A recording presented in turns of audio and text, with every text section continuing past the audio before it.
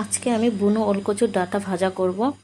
তার জন্য ডাঁটাগুলি কেটে ধুয়ে কড়াইতে অল্প জল দিয়ে ভাপ দিতে দিয়েছি। ভাপ হয়ে গেলে জলটা ঝরিয়ে নেব। তারপর কড়াই গরম করে ওর মধ্যে সর্ষের তেল দিয়ে শুকনো লঙ্কা, সর্ষে, রসুন ফোড়ন দেব। ফোড়নটা হালকা লাল হয়ে গেলে তার মধ্যে চেরা কাঁচা লঙ্কা দিয়ে দেব। কাঁচা লঙ্কাটা হালকা ভেজে তার মধ্যে ভাপানো যে কচুর শাকগুলি ছিল সেগুলি দিয়ে দেবো। দিয়ে কিছুক্ষণ নেড়ে চেড়ে তার মধ্যে এক এক করে হলুদ গুঁড়ো,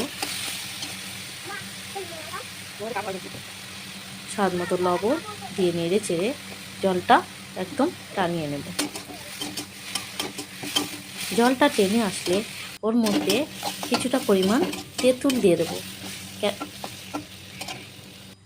কেননা এটা বুনো ওল তো গলা ধরার ভয় থাকতে পারে, তার জন্য কিছুটা তেঁতুল দিয়ে দিলাম।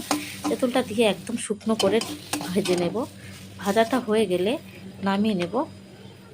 গরম ভাতের সাথে খেতে হবে। আমি ফার্স্ট টাইম বানালাম বুনো ওল, জানি না কেমন হবে খেতে, তবু ট্রাই করলাম। সবাইকে কীরকমভাবে বানাও বলবে আমাকে। Tata, bye bye.